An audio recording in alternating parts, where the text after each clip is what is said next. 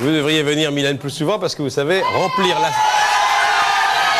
remplir la salle avec les problèmes qu'il y a en ce moment de circulation, c'est une performance et grâce à vous, elle est vraiment remplie avec des fans. Il n'y a pas d'autre mot, des fans qui vous suivent depuis longtemps. Est-ce que vous les connaissez? Vous savez qui écoute vos disques? Vous les rencontrez de temps en temps? Ils vous écrivent? Oui, beaucoup. Ouais. Beaucoup. Vous en êtes à votre 4e album. Ils vous suivent donc depuis déjà 5 ou 6 ans.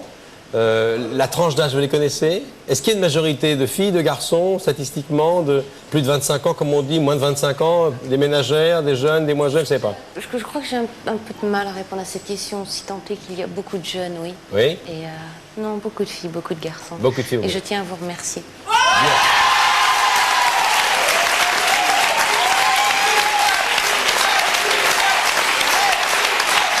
Attendez. Mylène Farmer est une artiste qu'on voit jamais à la télévision, donc j'aimerais bien en profiter et lui poser quelques questions. D'abord, c'est vrai, pourquoi on vous voit si peu? Vous êtes quoi, 4 ou 5 artistes comme ça en France qu'on voit pratiquement jamais? C'est un média qui vous fait peur ou parce que vous considérez que les disques sont faits pour être écoutés, les clips sont faits pour être vus dans certaines émissions et que l'artiste n'a pas obligatoirement le besoin de venir parler au public? Je pense avant tout que c'est un exercice qui est difficile pour moi. Et j'ai un petit peu de mal à parler de moi-même, donc c'est... Le trac. Le trac aussi, et puis le... Bon. Mais quand il s'agit de parler de votre CD, hein, je crois quand même que là, vous allez être beaucoup plus volubile. Mylène Farmer, Anamorphosé, c'est le 4e.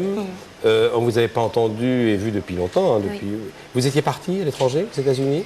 Je suis partie 1 an à Los Angeles et puis un peu à New York également. Oui. Et puis j'ai surtout enregistré cet album. C'est comme un travail de longue haleine. Alors, on en dit un petit mot de cet album. 12 titres qui, d'après l'Express, sont un adieu aux larmes. Ça, je ne sais pas. Je me méfie toujours un peu des choses très radicales comme ça. On m'a dit que c'était un album plus optimiste, peut-être. Oui. Mais j'aime les larmes aussi. Bon, eh bien, on va voir pour la première fois, on va écouter l'instant X, puisque à chaque fois que vous faites un album, il y a évidemment des clips. Et c'est vrai que les clips sont aussi célèbres que vos CD, parce qu'ils sont très bien faits. On va d'ailleurs en revoir pas mal tout à l'heure. Donc c'est la première fois. Oui. Qui est Monsieur Markus Nispel? C'est un réalisateur allemand qui vit à Los Angeles, je crois, et qui a réalisé de nombreux clips. Jamais avec les Français, je crois, ou peut-être avec Alain Chamfort, et que j'aime beaucoup, qui a un grand talent. L'instant X, c'est le single, comme l'on dit, hein, c'est ce qu'on va entendre d'abord, mais il y a quand même 12 titres. Pour la première fois, en exclusivité, voici donc l'instant X. L'instant X. Sans entrer dans la technique. Moi, j'ai vu la plupart de vos clips, on va avoir un petit montage exceptionnel dans un instant. Ils sont tournés beaucoup en extérieur, donc vous dépendez beaucoup de la météo. Oui. Hein, vous avez dans les pays chauds, souvent dans le froid d'ailleurs. Souvent dans le froid. Souvent dans le froid. Comment ça se passe? Là, vous êtes dirigé comme un metteur en scène dirige une comédienne. Vous abandonnez complètement au metteur en scène, ou est-ce que Laurent Boutonnat ou vous mêlez de ce qu'on appelle le storyboard, l'histoire, où là, vous donnez le CD au metteur en scène et c'est lui qui vous dit « moi, j'attends ça de vous ». Avec Markus Nispel, c'est un petit peu différent. C'est vrai que je lui donne la chanson et la nouveauté, c'est que je lui demande quelle idée avez-vous par rapport à ça. J'avais besoin, en tout cas envie, que quelqu'un m'amène quelque chose de l'extérieur, un nouveau regard. Quant au travail avec Laurent Boutonnat, j'ai fait quand même beaucoup de clips. Oui, oui, on va en voir d'ailleurs. Et j'ai été très gâtée. Et là, c'était un travail commun, souvent, nous parlions de l'histoire, oui. Comme vous venez rarement à la télévision, moi je voudrais en savoir un petit peu plus sur vous. Qu'est-ce que vous gardez comme souvenir de vos 10 années passées au Québec? Moi, la première fois que j'ai entendu parler de vous, j'ai entendu parler comme d'une Québécoise. De quelqu'un qui avait grandi à Montréal. Je crois que j'irrite beaucoup de personnes parce que j'ai très peu de souvenirs. Aucun souvenir. Si ce n'est aucun souvenir de mon enfance.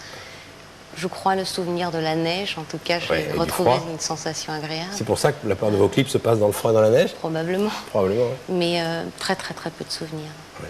Et alors, ce qu'il faut savoir, c'est que votre première vocation, c'était la comédie. Vous avez pris des cours avec Mesguich, je crois, Daniel Mesguich. Hein. Votre première passion, ça a été le théâtre. Au cours Florent également. Au cours Florent. Et puis pourquoi vous avez bifurqué vers la chanson, avant d'y revenir, parce que vous avez également tourné le cinéma? Ce sont les hasards de la vie et des rencontres qu'on peut avoir qui sont très importantes. Et j'ai fait la rencontre de Laurent Boutonnat, donc, qui voulait lui-même se diriger vers le cinéma. et était également compositeur, adorait la musique.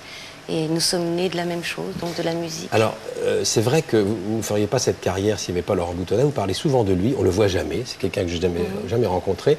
Qui est Laurent Boutonnat? Quelle est sa formation? Il est musicien, bien sûr. Vous l'avez rencontré dans quelles circonstances? C'est lui qui vous a donné envie de chanter? C'est, j'oserais dire, par hasard. C'est un ami commun Oui. Qui nous a réunis. Et lui m'avait parlé donc de cette première chanson, Maman a tort. Il est musicien au départ. Il est de grand talent, il est Ouais. musicien, il est réalisateur, il aime l'image. C'est quelqu'un qui écrit bien.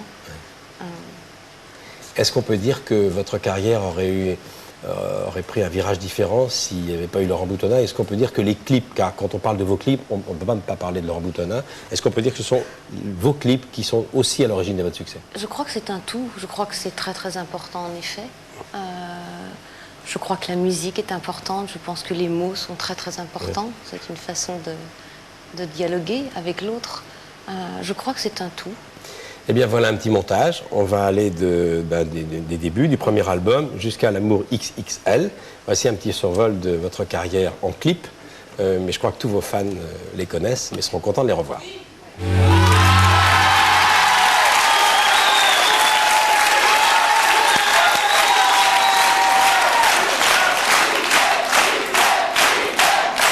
Ne vous inquiétez pas. Nous repasserons souvent des clips de Mylène. Moi, je voudrais alors vraiment une explication technique. Ça, c'était L'amour XXL, où vous êtes à l'avant d'une locomotive à vapeur. C'était tourné comment, ça? Ça a été éprouvant pour moi. C'est tourné où, ça? C'est à Los Angeles. Oui. Et j'étais réellement attachée donc à l'avant de ce train, et ce, pendant près de 4 voire 5 heures. 5 heures. Sans pouvoir descendre du train. Et le train roulait réellement et parfois à vitesse rapide. Donc c'était assez étonnant. Autre question avant que j'oublie. Quand est-ce que vous reviendrez sur scène? Très bientôt. Très bientôt.